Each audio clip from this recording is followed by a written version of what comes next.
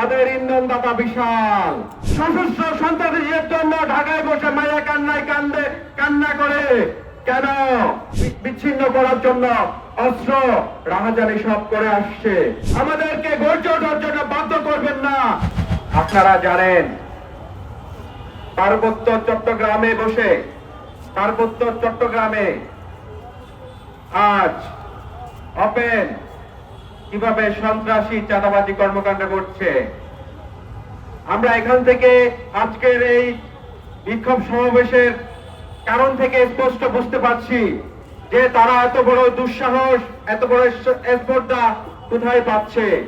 আজ ঢাকায় বসে ঢাকা বিশ্ববিদ্যালয়ের মতো প্রফেসর আজকে পার্বত্য চট্টগ্রামে জাতিসংঘের মিশন চায়। আজ পার্বত্য চট্টগ্রামে জাতিসংঘের হস্তক্ষেপ চাই। আজ পার্বত্য চট্টগ্রামে উপজাতি ক্ষুদ্র নৃগোষ্ঠীদেরকে আদিবাসী স্বীকৃতি চাই।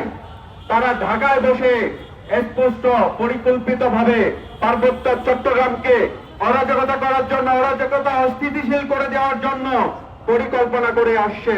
প্রিয় উপস্থিতি, আমরা এখান থেকে স্পষ্ট দেখতে পাচ্ছি, এখান থেকে স্পষ্ট জানতে পাচ্ছি যে পার্বত্য চট্টগ্রামে কি করে ওপেন চাঁদাবাজি, হত্যা, সন্ত্রাসী এবং সন্ত্রাসী সংগঠনগুলো এখনো সক্রিয় কার্যক্রম চালিয়ে যায়।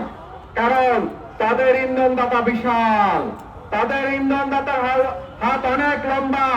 আজ নারীবাদী সহ সবাই পার্বত্য চট্টগ্রামের জন্য, পার্বত্য চট্টগ্রামের সশস্ত্র সন্ত্রাসীদের জন্য ঢাকায় বসে মায়া কান্নায় কান্না করে কেন, এবং সেই কান্নায়, সেই অনুশোচনায় আজকে পার্বত্য চট্টগ্রামে বসে সশস্ত্র সন্ত্রাসীরা লীলা খেলা করছে। পার্বত্য চট্টগ্রামে ওপেন তারা পার্বত্য চট্টগ্রামকে বিচ্ছিন্ন করার জন্য অস্ত্র রাহাজানি সব করে আসছে।